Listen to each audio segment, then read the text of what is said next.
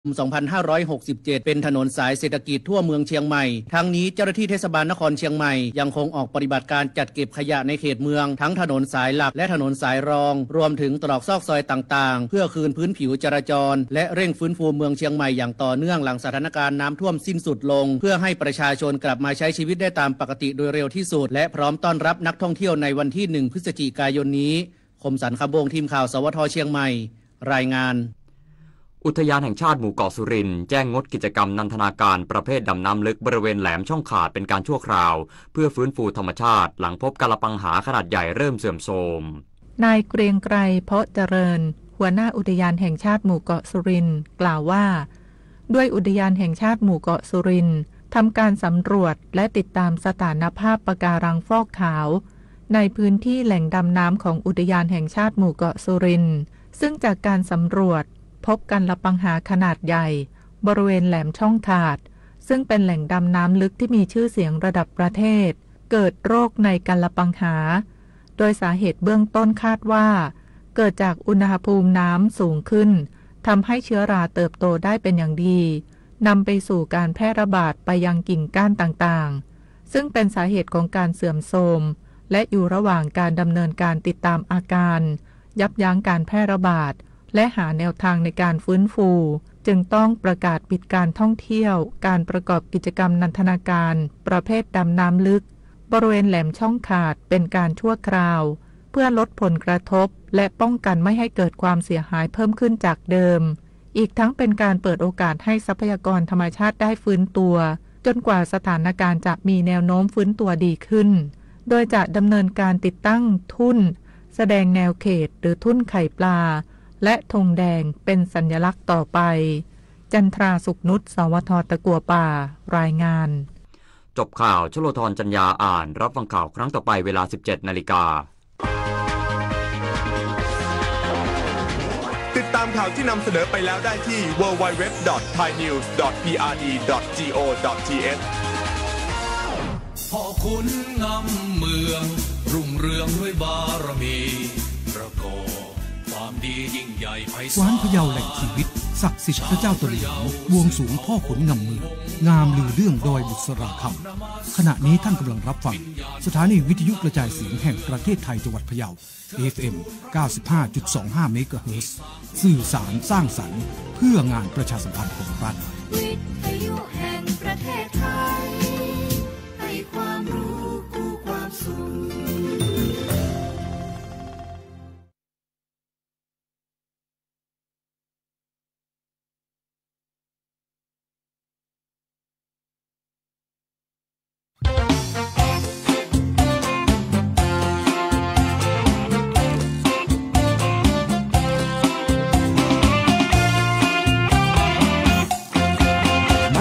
พะเยามาแล้วอยากมาใหม่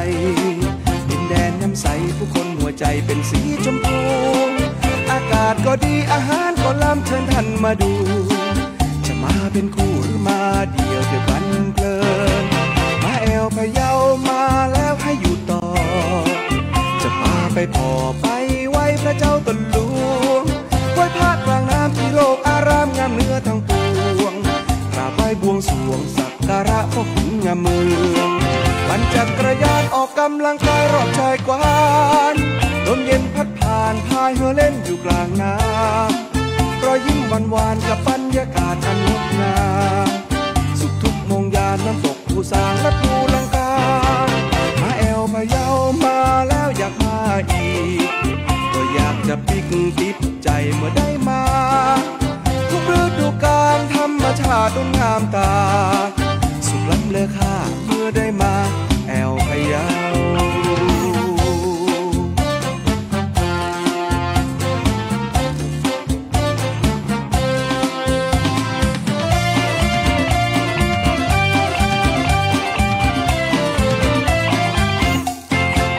มาแอวพะเยามาแล้วอยากมาใหม่ดินแดนน้ำใสผู้คนหัวใจเป็นสีชมพูอากาศก็ดีอาหารก็ล้ำเชิญท่านมาดูจะมาเป็นคู่หรือมาเดี่ยวเดียวกันเพลินมาแอวพะเยามาแล้วให้อยู่ต่อจะพาไปพอไปไหว้พระเจ้าตนหลวงไหว้พระ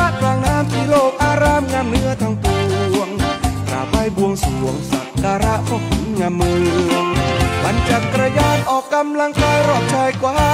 นลมเย็นพัดผ่านพายเรือเล่นอยู่กลางน้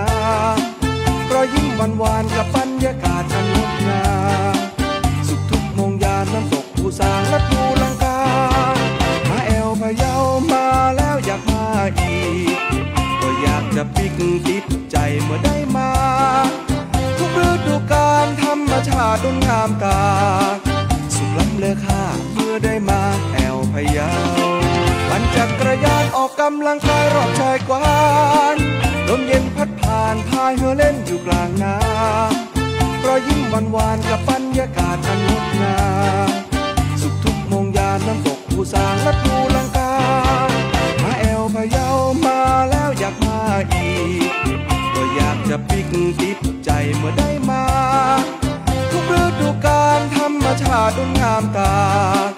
สุขล้ำเลอค่าเมื่อได้มาแอวพะเยา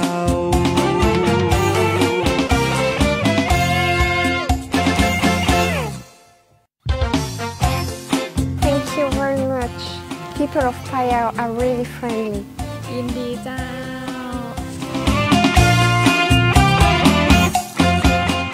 มาแอวพะเยามาแล้วอยากมาอีก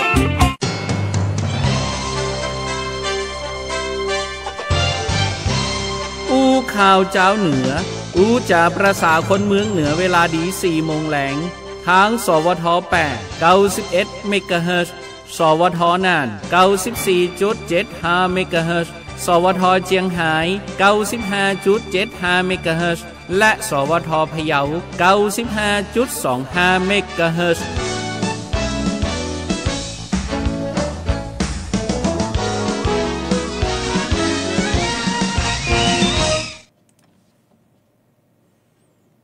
มาแล้วครับพ่อแม่พี่น้องท่านผู้ฟังท่านผู้ชมครับไอแก้วมาแล้วเนอนะครับก็ขอต้อนรับทุกท่านเข้าสู่รายการอู้ข่าวเจ้าเหนือยามแลงครับวันนี้พบปะกันยามแลงของวันพัดวันพฤหัสบดีนะครับวันนี้ก็ตรงกับวันพฤหัสบดีที่24 ตุลาคม 2567ครับวันนี้หลายท่านก็คงจะได้เตรียมเนาะ วันนี้วันโกนนะพรุ่งนี้วันพระครับวันนี้แฮม7 ค่ำนะครับพรุ่งนี้ก็จะเป็นวันพระหลังจากที่ออกพรรษามานะครับช่วงนี้ก็จะมีงานกฐินงานสลากอยู่นะครับเนาะก็อิ่มบุญกันพบปะกันนะครับในแหล่งของวันพัดวันพฤหัสบดีแต่ว่าวันพุธหยุดราชการเนื่องจากเป็นวันปิยมหาราชเสาร์3 ตุลาคมนะครับพ่อแม่พี่น้อง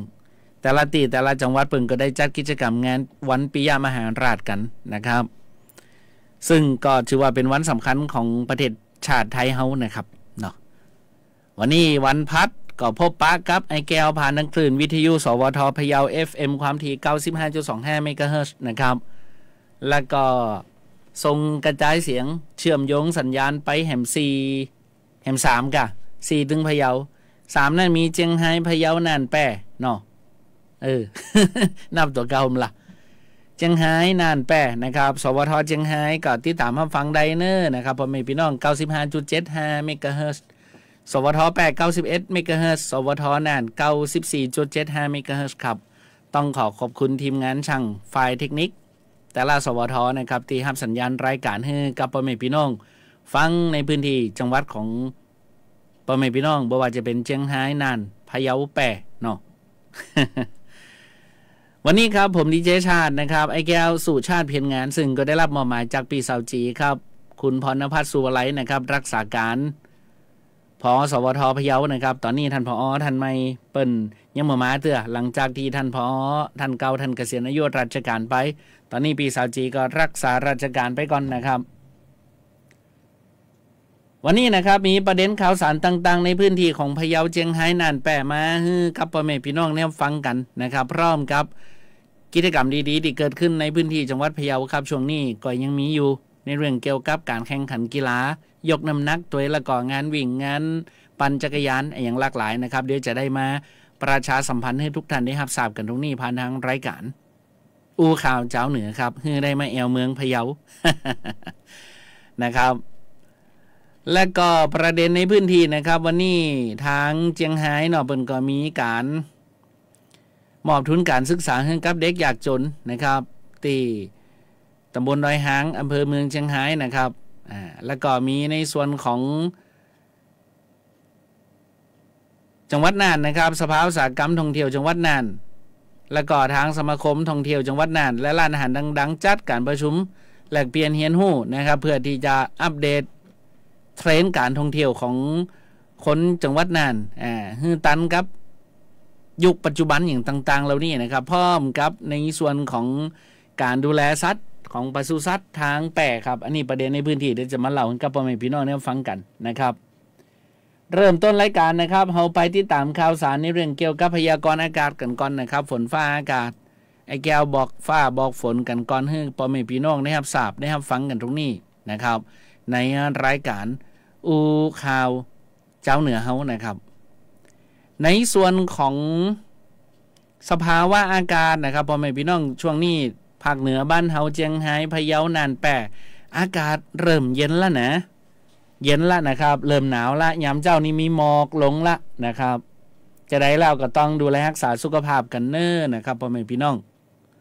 ก็ตามที่กรมอุตุนิยมวิทยานะครับท่านได้มีการคาดหมายลักษณะอากาศทั่วไปนะครับผมก็จะขอหยิบยกมาเล่าให้กับพ่อแม่พี่น้องได้ฟังกันตรงนี้ผ่านทางรายการอู้ข่าวเจ้าเหนือนะครับเปิ่นบอกว่าช่วงวันที่24วันนี้นะครับถึงวันพุธ25ตุลาคมบริเวณความกดอากาศสูงหรือว่ามวลอากาศเย็นนะครับพ่อแม่พี่น้องจากประเทศจีนจะแผ่ลงมาปกคลุมประเทศไทยตอนบนและภาคตะวันออกเฉียงเหนือและทะเลจีนใต้ลักษณะเช่นนี้นะครับทำให้ประเทศไทยตอนบนมีฝนลดลงแต่ยังคงมีฝนฟ้าคะนองเกิดขึ้นในบางพื้นที่และมีฝนตกหนักบางแห่งในภาคใต้ภาคตะวันออกเฉียงเหนือก็จะมีอุณหภูมิลดลงเล็กน้อยส่วนคลื่นลมบริเวณทะเลอันดามันมีกำลังปานกลางโดยทะเลอันดามันมีคลื่นสูง 1-2 เมตรอ่าวไทยมีคลื่นสูงประมาณ1เมตรนะครับแล้วก็ในช่วงของวันที่26ถึง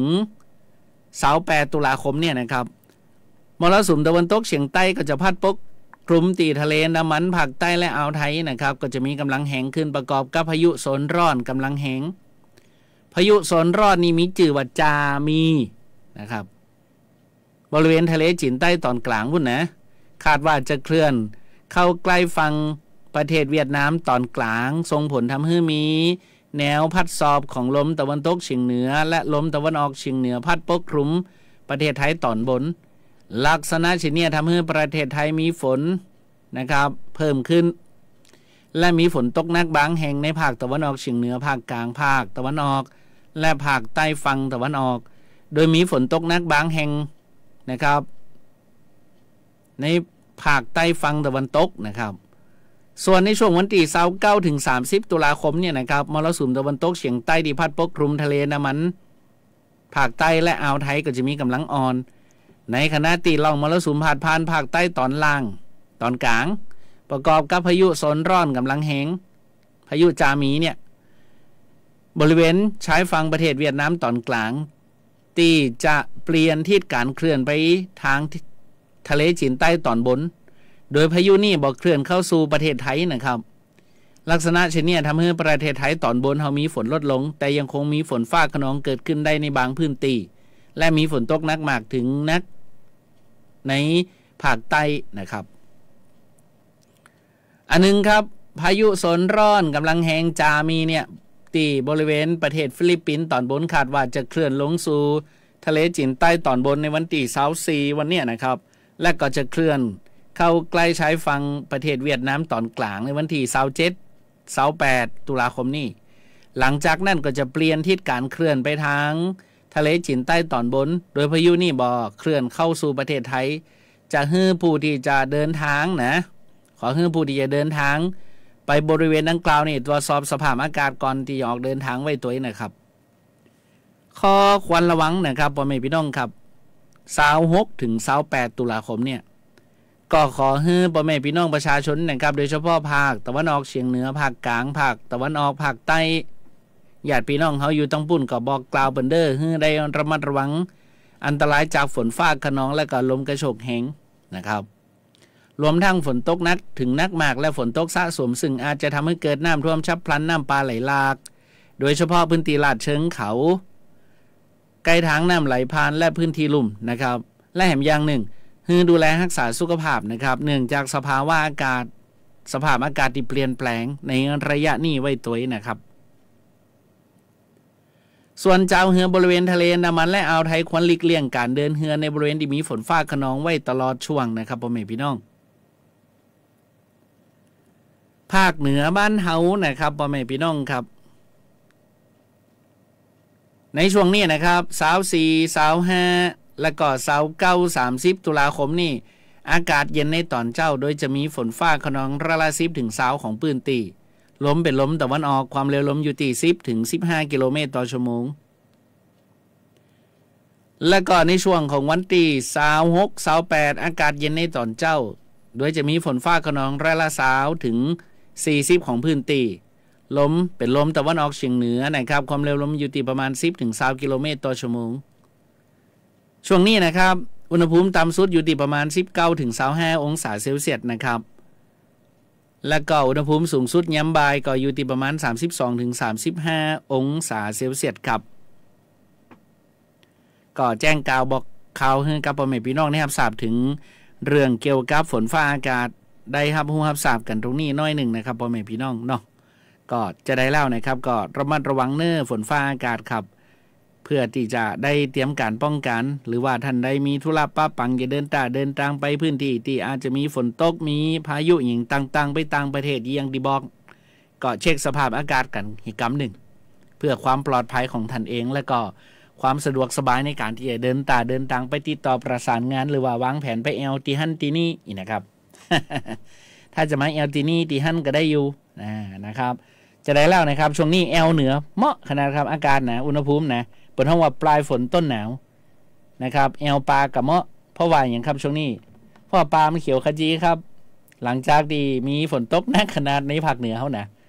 ะครับในส่วนของแม่สายเชียงไฮ้ก็ใกล้จะส่งมอบคืนพื้นที่แล้วนะวันพรุ่งนี้วันนี้ก็ที่28ครับที่28ติดหน้าเนี่ยจะส่งมอบพื้นที่ให้กับพ่อแม่พี่น้องที่แม่สายครับเพราะว่าส่วนภาคราชการงานต่างๆตอนนี้ก็ไปช่วยกันฟื้นฟูเนาะเป็นกำลังใจครับทุกท่านทุกคนพาพ้นวิกฤตตรงนี้ไปพร้อมๆกันนะครับทุกกำลังใจส่งตรงถึงผู้ประสบภัยน้ำทุน้ำทางน้ำหลากน้ำน้องโคลนคีเปอร์อย่างต่างๆตรงนี้นะครับบ้านจองห้องหอเสียหายกันนักเนาะเอาละนะครับอู้จากันในช่วงแรกกันตรงนี้เราไปติดตามในเรื่องเกี่ยวกับข่าวสารกิจกรรมงานดีๆที่ทั้งจังหวัดพะเยานะครับได้ดำเนินการจัดกิจกรรมอยู่ในช่วงนี้ก็คือการจัดการแข่งขันกีฬาเยาวชนนะครับยกน้ำหนักชิงแชมป์ชิงชนะเลิศแห่งประเทศไทยนะครับเดี๋ยวเราเข้าสู่ช่วงของโคตรสวายกระจายข่าวครับอู้ข่าวเจ้าเหนือช่วงโคตรสวายกระจายข่าวเอาละนะครับโคตรสวายกระจายข่าวครับพ่อแม่พี่น้องครับอย่างที่ผมได้นำเรียนบอกกล่าวกับพ่อแม่พี่น้องนะครับช่วงนี้จังหวัดพะเยาครับก็อยู่ในช่วงของการจัดกิจกรรมการแข่งขันยกน้ำหนักนะครับ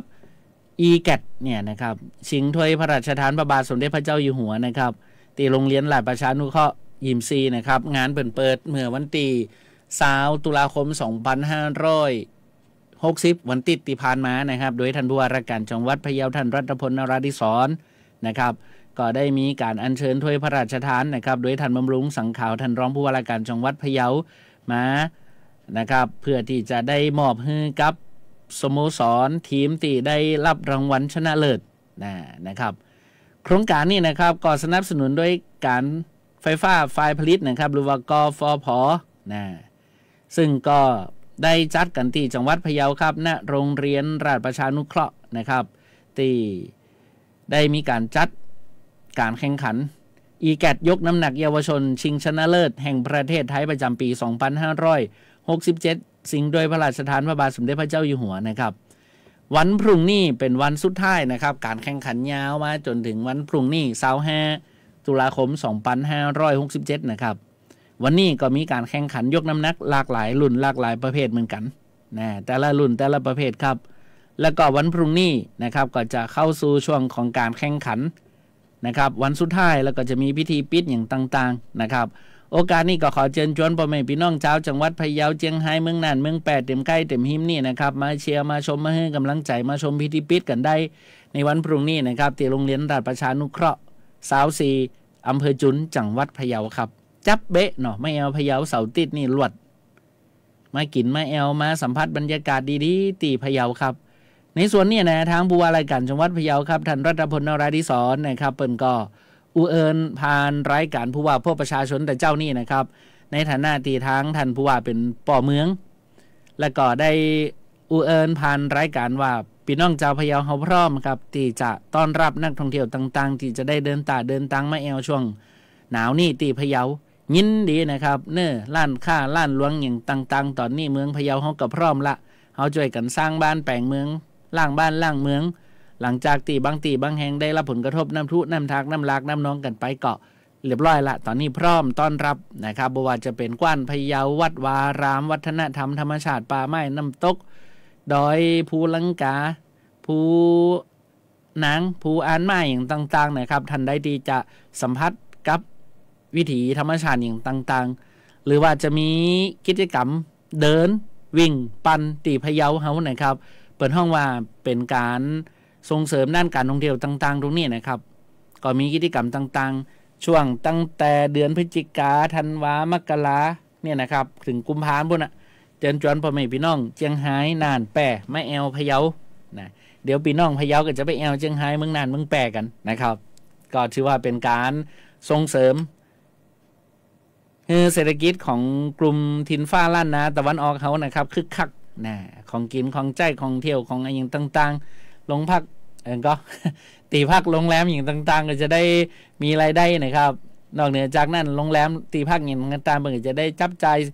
สินค้าอย่างต่างๆมาให้กับนักท่องเที่ยวอันนี้ก็ไปซื้อจับจ่ายของพ่อแม่พี่น้องเขาในพื้นที่นะครับเศรษฐกิจมันก็จะได้หมุนเวียนกันต่อไปนะครับนะมาแอลกันเนอร์นะครับพรุ่งนี้พิธีปิดการแข่งขันยกน้ำหนักEGAT ยกน้ำหนักเยาวชนชิงชนะเลิศแห่งประเทศไทยนะครับชิงถ้วยพระราชทานพระบาทสมเด็จพระเจ้าอยู่หัวนะครับเนอตีโรงเรียนราชประชานุเคราะห์24จังหวัดพะเยาครับพรุ่งนี้นะปิดการแข่งขันวันนี้ก็มาเชียร์มาชมท่านใดตี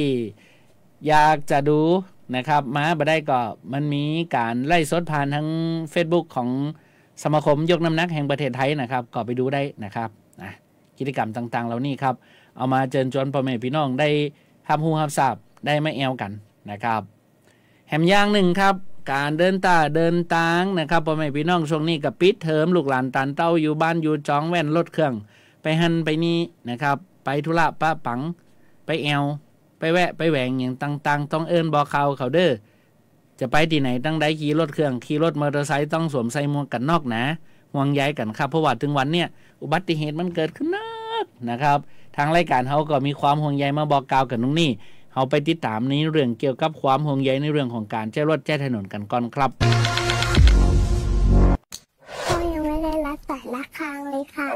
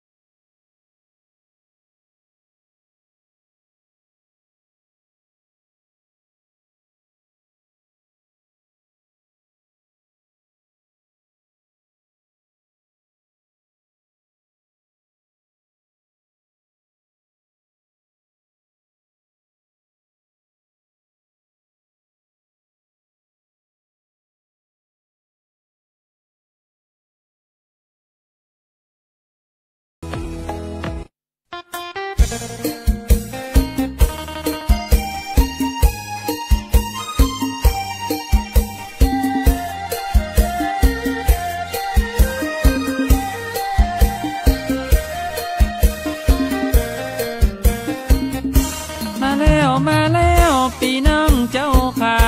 เข้ามาแล้วนะมาฟังเตอเจ้า ออกรายการในวันนี้เราเสียงนี้เน้อเจ้าคือสวทเปิดฟังรายการของเฮานั่นหนอฟังสวทพะเยาอย่างอันเชิญรับฟังกันเตอะเจ้าพี่น้องเป็นวิทยุแห่งประเทศไทยหมู่เฮาตั้งใจส่งความสุขถึงบ้านมีเกร็ดสาระข่าวสารทันจันที่ได้บอกผ่านประชาสัมพันธ์เมื่อเจ้าพี่น้องได้รับฟังกันอยู่สุขสำราญเบิกบานทั่วหน้ากำเมืองล้านนารักษาสืบไว้ขอฝากพี่น้องคนฟังตั้งหลายตึงหญิงและชายฝากวิทยุร้องหาจะดำเนินรายการเข้ามาบ่จ้าพ่อลุงแม่ป้าพี่น้องวงใหญ่ถ้าได้ยินเสียงอย่าบิดคืนไปไหนหมู่เฮาตั้งใจจะมารับตอนฝากเป็นบทกลอนกำซอข้าวจอยตอนนี้ไปเชิญรับฟังรายการข่าวประชาสัมพันธ์หลายอย่างบ่น้อยเพลงสอล้านนากำเมืองข้าวจอยหรือว่าเป็นข่าวกล่าวว่าเป็นเพลงพอกันมาเตอะอย่าได้วันเกรงจะเป็นซอเพลงนิยายข้าวกล่อมเฮาจะสนองเจ้าพี่น้อง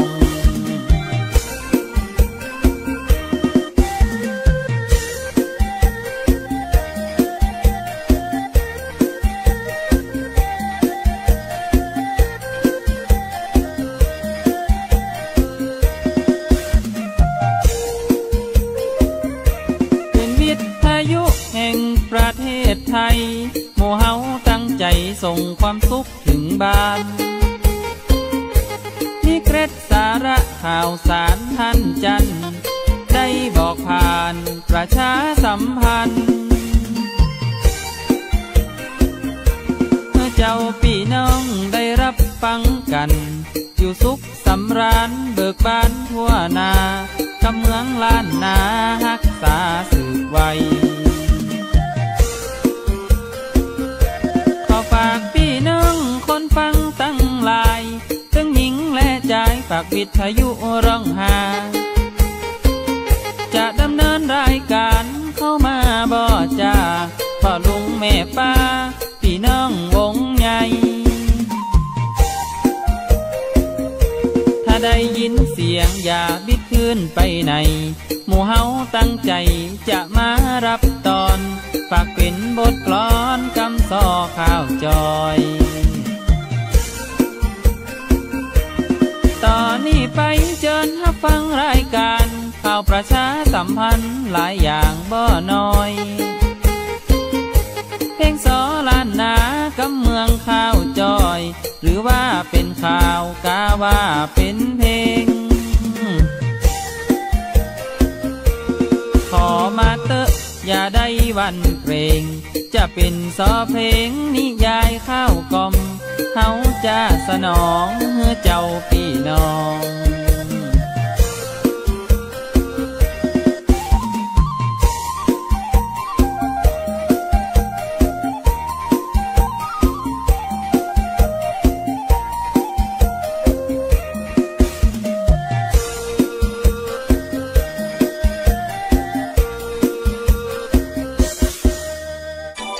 อนุรักษ์และท่องเที่ยวไปด้วยกันได้จริงหรือได้สิคะเพราะเรามีชุมชนที่เป็นหัวใจสำคัญที่จะช่วยส่งเสริมการท่องเที่ยวเชิงอนุรักษ์ให้ยั่งยืนมีต้นแบบให้เห็นไหม มีค่ะที่นี่ขวงนกยูงต้นแบบท่องเที่ยวเชิงอนุรักษ์ของชาวพะเยาแต่ก่อนฝูงนกยูงที่อยู่ตามป่าเวียงลอจะบินลงกัดกินพืชผลทางการเกษตรที่ชาวบ้านปลูกไว้ได้รับความเสียหายชาวบ้านในชุมชนบ้านกิ่วแก้วได้พลิกวิกฤตเป็นโอกาสตั้งขวงนกยูงบ้านกิ่วแก้วเปิดให้นักท่องเที่ยวนักเรียนนักศึกษาและนักวิชาการเข้ามาศึกษาเรียนรู้จนกลายเป็นแหล่งท่องเที่ยวเชิงอนุรักษ์ที่สร้างชื่อเสียงโด่งดังไปทั่วประเทศน่าชื่นชมจริงๆเที่ยวพะเยามาแล้วจะรู้อยู่แล้วจะรักผู้ข่าวเจ้าเหนือช่วงข่าวสารบ้านเฮาพะเยาเจียงหาย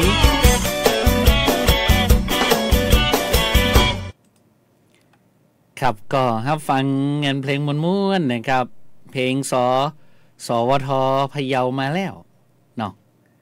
พร้อมกับสปอร์ตความห่วงใยอย่างต่างๆเอื้อนบอกกล่าวกันตะกี้ในเรื่องเกี่ยวกับการใช้รถใช้ถนนรถเครื่องก็บ่ดีลืมเน้อสวมใส่หมวกกันน็อกหมวกนิรภัยเพื่อความปลอดภัยของตัวท่านนะครับ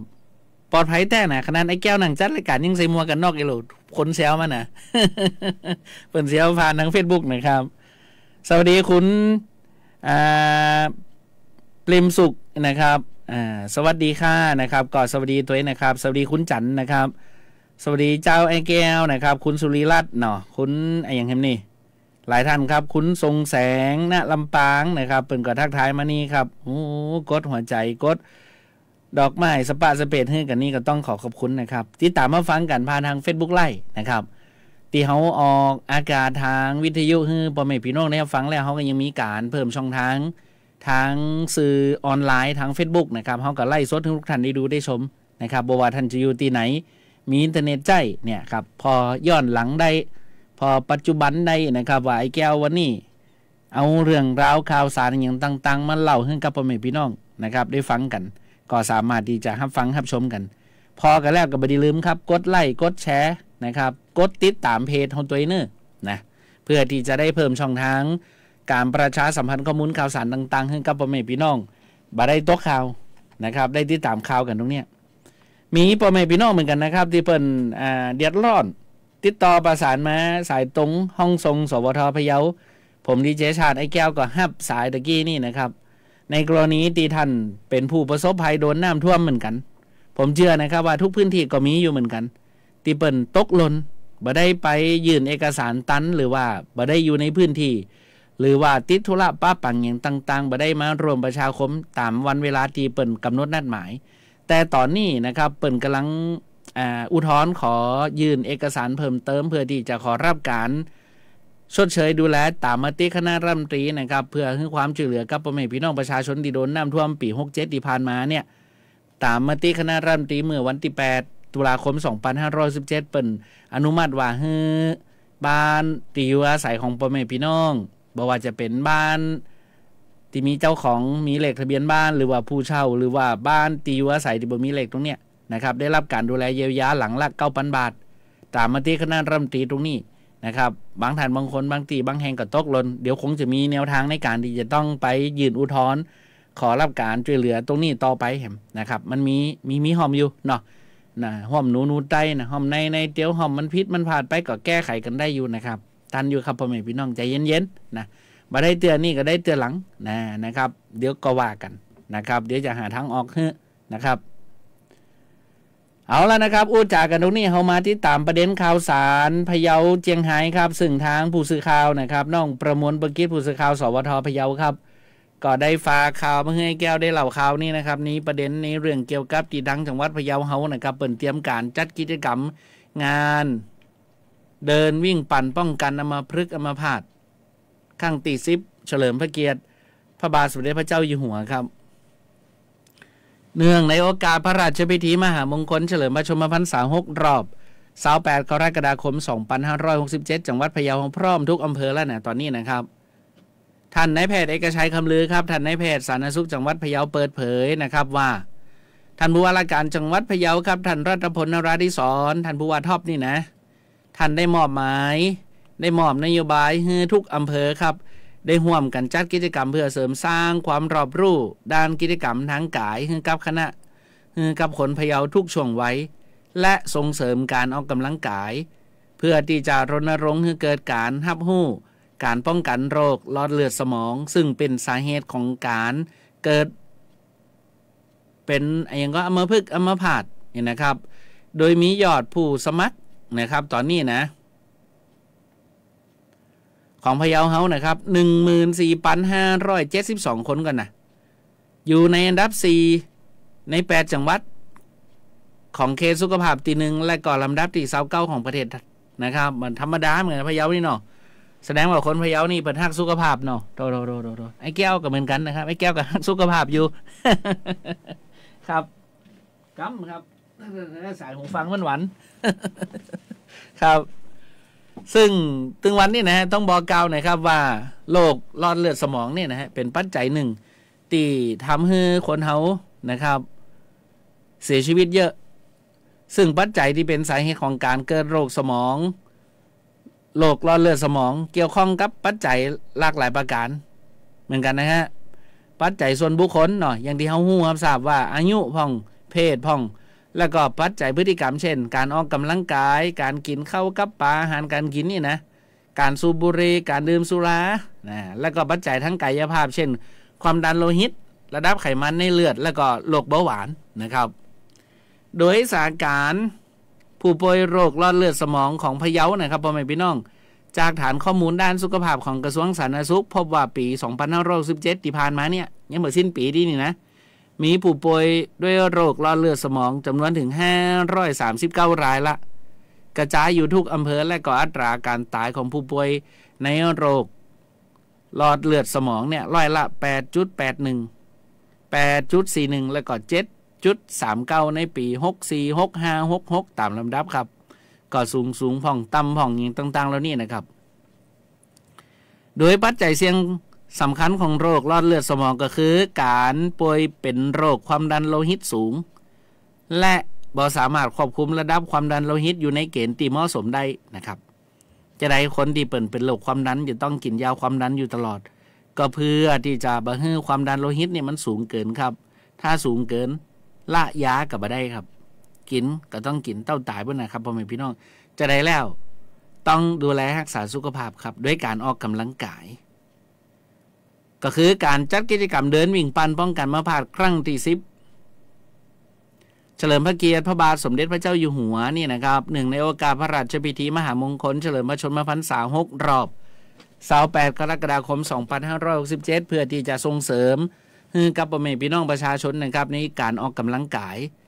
และรณรงค์ให้เกิดการทำหู้การป้องกันโรคหลอดเลือดสมองซึ่งสาเหตุเป็นสาเหตุของการเป็นอัมพฤกษ์อัมพาตโดยจังหวัดพะเยานะครับกำหนดจัดกิจกรรมในวันเสาร์ที่ 2 พฤศจิกายน 2567 นี่ตั้งแต่เวลา 5 โมงเจ้าครับตี 5 ในพื้นที่7อำเภอด้วยกันก็ที่แรกที่อำเภอเมืองพะเยาครับจัดกันหน้าลานอนุสาวรีย์พ่อขุนกำเมืองนะครับพร้อมกับจังหวัด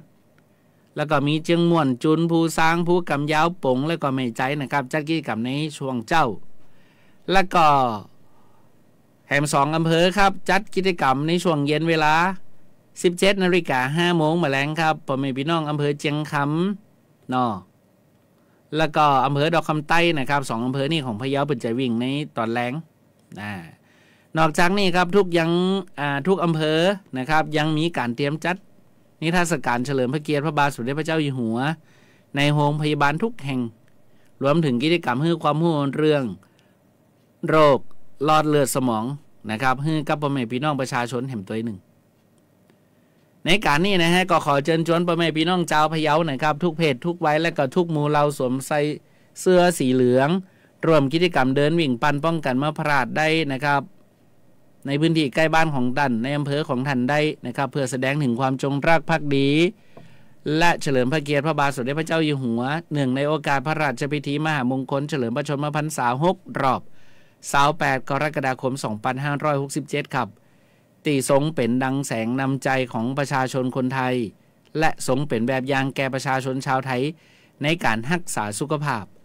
และแสดงถึงพลังคนพะเยารณรงค์ลดการเกิดความเสี่ยงต่อการเกิดโรคหลอดเลือดสมองป้องกันการเกิด อัมพฤกษ์อัมพาตผ่านกิจกรรมการออกกำลังกายง่ายๆเช่นการเดินการวิ่งอย่างต่างๆเหล่านี้นะครับซึ่งการออกกำลังกายติดต่อกันเป็นประจำจะทำให้มีสุขภาพร่างกายแข็งแรงห่างจากโรคและก็ช่วยลดค่าใช้จ่ายการรักษาตลอดจนลดภาวะของปัญหาโรคเรื้อรังได้ครับพ่อแม่พี่น้องอย่างคำของพระพุทธองค์เบิ่นว่านะครับอโรคยาปรมาราภาการบ่มีโรคเป็นลาภอันประเสริฐครับถ้าเฮาจะเนี่ยจะได้บ่ให้ร่างกายเฮามีโรคภัยไข้เจ็บเฮาก็ต้องดูแลรักษาสุขภาพดูแลรักษาและต้องส่งเสริมในสิ่งที่ดีๆก็คือการออกกำลังกายนี่แหละนะครับสุขภาพดีไม่มีขายอยากได้ต้องออกกำลังกายนะครับพ่อแม่พี่น้องกินปลากินผักยังคนเท่าบะเกาเบิ่นว่ากินปลาเป็นลักกินผักเป็นปื้นอายุยืนเป็นหมื่นปีบุญครับโรคภัยไข้เจ็บก็บ่มีแน่นของเจ้าของทอดเลี้ยงได้เลี้ยงของหวานของมันของเค็มทั้งหลายนี่เลี้ยงได้เลี้ยงงดได้งดนะครับอาหารรสจัดทั้งหลายนี่นะครับกินแต่ล้ำแต่ครับมันไปสะสมในร่างกายครับตุกย้ำเท่านั่นเนาะพ่อแม่พี่น้องครับเท่ามายังว่าเนาะร่างกายมันโรยราเดโลกนั่นกระถามหาโลกนี่กระถามหานะครับเนาะทางดีๆก็ออกกำลังกายนะครับไปติดตามข่าวสารของเจียงไฮ้ต่อครับพ่อแม่พี่น้องครับน้องวสินทร์กมิลวงศ์กับทรงข่าวมณีให้แก้วครับซึ่งวันเนี่ยนะครับทางรัฐมนตรีช่วยมหาดไทยครับท่านได้มอบทุนการศึกษาให้กับเด็กอยากจนและมอบถุงยังชีพให้แก่ผู้ประสบภัยบ้านโป่งนาคำตำบลดอยหางที่เมืองเจียงไฮ้นะครับท่านธีรรัตน์สำเร็จวานิชครับรัฐมนตรีว่าช่วยว่าการกระทรวงมหาดไทยครับในฐานะประธานศูนย์ปฏิบัติการช่วยเหลือผู้ประสบอุทกภัยวาตภัยและดินโคลนถล่มส่วนหน้าหรือว่าสปช.ส่วนหน้าจังหวัดเชียงรายนำคณะตรวจสอบพื้นที่ที่ได้รับผลกระทบจากอุทกภัยที่บ้านโป่งนาคำหมู่ที่4ตำบลดอยหางอำเภอเมืองเชียงรายจังหวัดเชียงรายครับและก็ได้ไปมอบถุงเครื่องอุปโภคบริโภคจำนวนถึง125ชุดรวมทั้งมอบทุนการศึกษาช่วยเหลือเด็กยากจนจำนวน15ทุนละ 1,000 บาทรวมเป็นเงิน 15,000 บาทครับในโครงการพัฒนาร่วมใจช่วยเหลือผู้ประสบภัยน้ำท่วมจังหวัดเชียงรายจากสำนักงานพัฒนาชุมชนจังหวัดเชียงรายกรมการพัฒนาชุมชนกระทรวงมหาดไทยโดยมีนายสหรัฐวงศ์สกุลวิวัฒน์รองอธิบดีกรมป้องกันและบรรเทาสาธารณภัยนายบุญส่งตินารีในอำเภอเมืองเชียงรายนายปรีชาพวงคำผู้แทนพัฒนาการจังหวัดเชียงรายครับพร้อมด้วยในงานที่เกี่ยวข้องรวมลงพื้นที่ในครั้งนี้นะครับในการนี้ครับท่านนางสาวธีรรัตน์สำเร็จวานิชรัฐมนตรีช่วยว่าการกระทรวงมหาดไทยครับได้กล่าวนะครับว่าตัวเก่าในฐานะสปช.ส่วนหน้า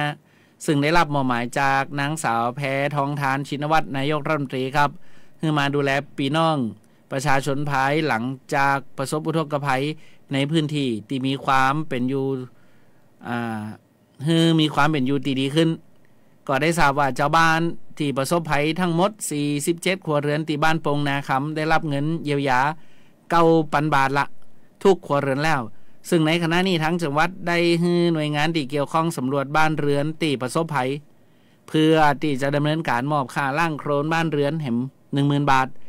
หากท่านใดต้องการความช่วยเหลือเพิ่มเติมสามารถแจ้งผ่านผู้ใหญ่บ้านได้เพื่อให้ผู้ใหญ่บ้านรายงานไปยังตัวเก่าและตัวเก่าท่านเนี่ยก็จะได้ประสานงานกับหน่วยงานให้ความช่วยเหลือในด้านต่างๆต่อไปนะครับจากนั้นนะฮะรัฐมนตรีช่วยว่าการกระทรวงมหาดไทยครับท่านก็ได้นำคณะนะครับนำคณะส่งไปตรวจสอบความเสียหายตามความช่วยเหลือฟื้นฟูพบป้าให้กำลังใจและมอบถุงยังชีพให้แก่ผู้ประสบภัยบ้านโป่งนาคำอำเภอเมืองเชียงรายฮั่นแหมนะครับนอกจากนี้รัฐมนตรีช่วยว่าการกระทรวงมหาดไทยยังได้อุดหนุนกระเป๋าทอมือสินค้าโอท็อปในพื้นที่ตัวเองครับเนี่ยครับพ่อแม่พี่น้องครับเนาะโอ้นะครับเนาะท่านรัฐมนตรีช่วยนะครับท่านก็ได้ไปในพื้นที่นะครับนำหน่วยงานต่างๆตามภารกิจที่ได้รับมอบหมายเนาะกระเป๋าสปายท่านก็งามนะครับเนี่ยนะและท่านรัฐมนตรีช่วยมาไทยครับนะก็เป็นภาพข่าวกิจกรรมนะฮะที่ทาง น้องวสินทร์ คัมภิรวงศ์นะครับได้ส่งข่าวมาให้แก้วได้ประชาสัมพันธ์ให้กับพ่อแม่พี่น้องได้ฟังกันตรงนี้นะครับเอาละยังพอมีเวลาครับเดี๋ยวเราไปติดตามข่าวสารของพี่น้องเมืองแปรเมืองนั่นกันต่อเลยนะครับในรายการอู้ข่าวเจ้าเหนือกันตรงนี้ครับอู้ข่าวเจ้าเหนือช่วงข่าวสารบ้านเฮาเจ้าแปรน่านครับมาติดตามข่าวสารของเมืองน่านเมืองแปรกันต่อครับในรายการอู้ข่าวเจ้าเหนือครับอู้ไปอู้มานะครับเสียงแหบเสียงแห้งนะครับพ่อแม่พี่น้องแต่ลักจิ๊บน้ำกำคุณสุริรัตน์บอกว่าจากเมืองแปรเจ้าเป็นได้ฟ่องฝนตกก็เมืองแปรหรือว่าหนาวกันละคุณทรงแสงนะครับก็ทักทายมานี่นะครับที่ไหนตั้งได้หนาวก็แจ้งกันได้เนอะบัดเดียวนี่นะครับพ่อแม่พี่น้องครับอากาศมันเริ่มเย็นเริ่มหนาวละปลายฝนต้นหนาวก้องขับมาน้อยนะครับอากาศก็จะเริ่มเย็นละปุ้ยไม่อุ้ยเขาก็อาบน้ำเจ้านะครับเนอะเนาะเอาละนะครับเราไปติดตามข่าวสารของเมืองน่านครับซึ่งวันนี้ครับทางจังหวัดน่านนะครับเปิดได้ส่งข่าวมานี้ครับทางททท.สำนักงานน่านก็ได้ร่วมกับสภาอุตสาหกรรมท่องเที่ยวจังหวัดน่านสมาคมธุรกิจท่องเที่ยวจังหวัดน่านและชมรมร้านอาหารจังหวัดน่านครับได้มีการพบปะหารืออู้จาก็คือการประชุมเนี่ยแลกเปลี่ยนกันเพื่อที่จะอัปเดตเทรนด์การท่องเที่ยวของนักท่องเที่ยวชาวจีนยุคใหม่นะครับพ่อแม่พี่น้องต้องบอกว่าประเดี๋ยวนี้นะครับตามกระแสต่างๆเปิดได้จัดประชุมกันตั้งแต่ตะวานะครับ23ตุลาคมที่โรงแรมเวียงแก้วอำเภอภูเพียงจังหวัดน่านโดยท่านโยธินทับทิมครับท่านโยธินทับทิมทองนะครับผู้อำนวยก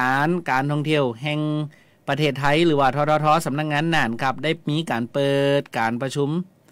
การแลกเปลี่ยนเรียนรู้อัปเดตเทรนด์การท่องเที่ยวของนักท่องเที่ยวจีนยุคใหม่เพื่อบุกนักท่องเที่ยวตลาดจีนครับโดยมีผู้ประกอบการธุรกิจท่องเที่ยวเมืองน่านเนี่ยสมาคมธุรกิจท่องเที่ยวน่านชมรมร้านก้าร้านอาหารร้านอย่างน่านเนี่ยนะครับเข้าร่วมกิจกรรมก็เพื่อที่จะส่งเสริมให้เกิดการเดินทางเข้าพื้นที่ในจังหวัดน่านนักขึ้นและรวมถึงการยกระดับแหล่งท่องเที่ยวต่างๆนะครับสินค้าและบริการสู่แพลตฟอร์มไว้ไทยกัวนะครับนี่เป็นแอปพลิเคชันที่จะเป็นสื่อกลางระหว่างผู้ประกอบการธุรกิจท่องเที่ยวน่านกับนักท่องเที่ยวจีนนะครับเพราะเมืองจีนนี่เปิดมีแอปของเปิดต่างหากนะครับไว้ไทยกัวนะครับแอปนี่นะซึ่งภายในแอปนี้ก็จะมีข้อมูลตีพักร้านอาหารคาเฟ่สินค้าของที่ระลึกนะครับนอกจากนี้ยังมีการเชื่อมต่อกับบริการ Payment on Service บริการจองต่างๆนะครับทำความเข้าใจกับนักเดินทางท่องเที่ยวที่เดินทางมาด้วยตัวเองจากประเทศจีนและกลุ่มนักท่องเที่ยวที่ใจภาษาจีนที่มีถิ่นพำนักอยู่ในประเทศไทยนี่บื้อเป็นเอกพาดเนาะคือง่ายขึ้นผ่านระบบ WeChat Play โดยได้รับเกียรติจากคุณพอลลี่สิรินรงชัยนะครับร่วมเป็นผู้ให้ความรู้และแนะนำขั้นตอนการสมัครแอปพลิเคชันดังกล่าวนี่นะครับเนี่ยนะครับก็มีผู้ประกอบการร้านก้าร้านหลวงอย่างต่างๆของเมืองน่านเนาะเปิดให้ความสนใจนะครับแต่ว่านี่ก็ได้มาร่วมร่วมจากันนะครับเพื่อที่จะแลกเปลี่ยนเรียนรู้เพราะว่าอย่างครับประเทศจีนเนี่ยเปิดมีประชากรนักครับและนักท่องเที่ยวจีนเนี่ยเปิดก็นิยมชมชอบที่จะมาเมืองไทยเฮานะครับจังหวัดน่านเปิดก็เลยบอกว่านักท่องเที่ยวจีนเนี่ยเป็นนักท่องเที่ยวกลุ่มใหญ่ถ้าเขาขายทริปขายห้องพักขายแพ็กเกจอย่างต่างๆคือเปิดมีสินค้าดีๆเอาไว้ในแพลตฟอร์มของเปิดตรงนี้เพื่อเปิดจะสนใจซื้ออย่างต่างๆเปิดไม่มาพออย่างเนี้ยเพิ่มเห็นช่องทางหนึ่งได้ก่อนเนี่ยครับถ้าจังหวัดไหนตีเปิดเตรียมพร้อมก่อนก็จะได้เปรียบนะครับจังหวัดน่านเปิดก็มีการเตรียมพร้อมละนะครับตอนนักท่องเที่ยวจีนที่จะไม่ในช่วงไฮซีซั่นเนี่ยหนาวนี่ที่น่านนี่นะยังไอ้แก้วว่าหนาวนี้ที่พะเยาหนาวนี้ที่เชียงรายหนาวนี้ที่แพร่นะครับก็ถือว่าเป็นโอกาสทั้งการการขายการประกอบธุรกิจของพ่อแม่พี่น้องนะครับเนาะเชิญชวนกันนะครับมานะมันมีนักท่องเที่ยวต่างชาติกับเฮากันได้ถ้านักท่องเที่ยวเปิดมาเขาก็ยินดีต้อนรับแฮมนะครับเ เป็นเจ้าบ้านที่ดีนะครับเจือในเลยนะครับว่าเปิดไม่เอาเมืองน่านเปิดไม่จะมากับเมืองน่านครับต้องไปเมืองแปะพะเยาเชียงรายเชียงใหม่กรุงเทพยังเห็นหลายตีอยู่นะอย่างเขาไปเอวบ้านเปิดนี่กะเขาจะไปเอวจังหวัดเดียวนี่บ่ใจอ่ะเขาต้องไปหลายๆตีสิ่งดีๆเต็มใกล้เต็มหิมเนี่ยกะเนาะนะครับกลุ่มถิ่นฟ้าล้านนาแต่วันอองเขามีรูทการท่องเที่ยวที่เชื่อมโยงกันหมดบอกว่าจะไปเอวน่านมาแปะเอวแปะมาพะเยาเอวพะเยาไปเชียงรายเอวเชียงรายไปเชียงรายจังไม่เห็นกับมันมีเส้นทางรูทการท่องเที่ยวหมดนะครับพ่อแม่พี่น้องเอาละขอบคุณนะครับทีมข่าวสวทน่านครับที่ได้ส่งข่าวมาให้ตรงนี้ไอ้แก้วก็ยิบยกมาเล่าให้ครับพ่อแม่พี่น้องเนี่ยฟังกันตรงนี้ครับสิ่งดีๆในพื้นที่เนาะมีข่าวของเมืองแปะแหมน้อยหนึ่งครับด้วยความห่วงใยจากใจปศุสัตว์โอเคแน่เมืองแปะเป็นครับทีมข่าวสวทแปะครับก็ได้ไปติดตามในเรื่องเกี่ยวกับการทำงานของปศุสัตว์ครับอันนี้เป็นไปติดปศุสัตว์อำเภอหนองม่วงไข่ครับก็ได้ลงพื้นที่ตรวจเยี่ยมเกษตรกรผู้เลี้ยงสัตว์ปีกตามมาตรการการเฝ้าระวังและป้องกันโรคระบาดสัตว์ในพื้นที่ตำบลวังหลวงอำเภอหนองม่วงไข่จังหวัดแปะในการนี้ครับท่านสัตวแพทย์หญิงกวินนันท์อนุกูลปศุสัตว์อำเภอหนองม่วงไข่พร้อมโดยทางท่านแพรพร้อยธนพลเดชาพิสุทธิ์พนักงานบริการช่วยงานด้านสัตวแพทย์และก็ท่านนางสาวทิวาพรดอนศิลาพนักงานเฝ้าระวังโรคระบาดสัตว์ลงพื้นที่ตรวจเยี่ยมเกษตรกรผู้เลี้ยงสัตว์ปีกนะครับสัตว์ปีกนี่ก็มีหลายนะครับมีไก่มีเป็ดมีห่านมีนกเนาะเครื่องบินใจสัตว์ปีกนะครับ ตามมาตรการการเฝ้าระวังป้องกันโรคระบาดโดยได้ให้คำแนะนำแก่เกษตรกรผู้เลี้ยงสัตว์ในด้านการจัดการภายในฟาร์มสัตว์ปีกการดูแลสุขภาพสัตว์ช่วงเปลี่ยนฤดูเนี่ยนะครับแล้วก็แนะนำทำวัคซีนป้องกันโรคแก่สัตว์ปีกภายในฟาร์มอย่างสม่ำเสมอนะครับเพื่อให้สัตว์ปีกในฟาร์มเนี่ยมีภูมิคุ้มกันต่อโรคนะครับพร้อมกันนี่ก็ได้ให้คำแนะนำต่างๆครับให้ได้ดำเนินการเก็บตัวอย่างนะครับเพื่อใจประกอบการเคลื่อนย้ายสัตว์ในพื้นที่หมู่ 5 ตำบลวังหลวงอำเภอหนองม่วงไข่จังหวัดแปะเพื่อที่จากการลงพื้นที่ก็บ่พบสัตว์ป่วยหรือว่าตายผิดปกตินะครับพ่อแม่พี่น้องต้องบอกนะครับว่าช่วงนี้อากาศเปลี่ยนแปลงเปลี่ยนฤดูส่งผลให้สัตว์ปีกนะครับสัตว์เลี้ยงของเขาเนี่ยเกิดอาการเครียดภูมิคุ้มกันโรคลดลงทำให้สัตว์เจ็บป่วยได้ง่ายก็ขอให้พ่อแม่พี่น้องเกษตรกรในภาคเหนือนะครับระมัดระวังสุขภาพสัตว์จัดเตรียมวิตามินเกลือแร่ให้สัตว์มีสุขภาพแข็งแรงจัดเตรียมโรงเรือนเพื่อเป็นตีกำบังลมหนาวหรือหาตีสุมไฟเพื่อเพิ่มความอบอุ่นให้แก่สัตว์นะครับและก่อนให้เกษตรกรดับไฟให้สนิทเพื่อป้องกันการเกิดไฟไหม้อัคคีภัยอย่างต่างๆตรงนี้ตัวนี้นะครับสำหรับผู้เลี้ยงเป็ดไล่ทุ่งไก่ชนแล้วก็ไก่พื้นเมืองควรที่จะเฝ้าระวังดูแลสุขภาพสัตว์ปีกของท่านตัวนะครับอย่างใกล้ชิดให้สัตว์ปีกนอนในพื้นที่แห้งหรือว่าในเล่าโรงเรือนที่มีลักษณะมุงมิดชิดมีหลังคาผนังป้องกันลมหนาวป้องกันฝนได้ตัวรวมทั้งฉีดวัคซีนป้องกันโรคระบาดนะครับป้องกันเพื่อให้สัตว์ปีกแข็งแรงต้านทานโรคได้เป็นอย่างดีนะครับอันนี้ก็ถือว่าการลงพื้นที่เนาะก็ได้ไปที่ตามนะครับในพื้นที่ตรงนี้บ้านในแก้วก็เลี้ยงไก่ครับพ่อแม่พี่น้องเขาก็ต้องดูแลเปิ้นนะครับเพราะว่าเปิ้นดูแลเฮาเนาะ ไก่ครับต้องดูแลประคบประหงมนะถึงเวลาก็ต้องได้กินน้ำก็ต้องสะอาดอาหารต้องสะอาดโรงเรือนก็ต้องสะอาดไผจะเข้าจะออกนี่บ่ได้นะครับ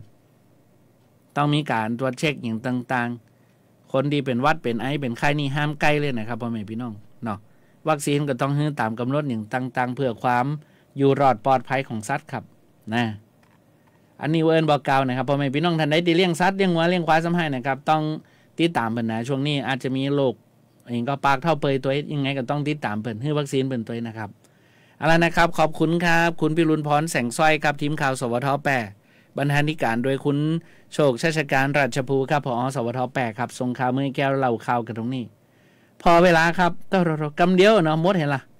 ขายให้ล้มเนี่ยมันตันมดเตี่ยเวลามดเห็นแล้วนะครับ วันนี้ครับรายการอู้ข่าวเจ้าเหนือครับโดยผมดีเจชาติไอ้แก้วนะครับเป็นผู้ดำเนินรายการหากว่าล่ำกำเหลือผิดพลาดประการใดนะครับอู้มม่วนจาบวานประการใดก็ขอกราบสุมาภัยมาณโอกาสนี้ก็แล้วกันนะครับเนาะวันนี้บัตต้าหมดเวลาเห็นละวันพุธพระเจ้าป้าไก่แก้วไหมครับวันพุธนี้จะมาจัดรายการอู้ข่าวมาเจ้าข่าวมาง่ายข่อยคว้าให้8 โมงทางสวทพะเยานะเชียงไฮ้มึงแปรมึงนานกับป้ากันพูดเนอะวันจันทร์เนอะวันนี้ลาไปก่อนครับขอบคุณทุกท่านครับสวัสดีครับ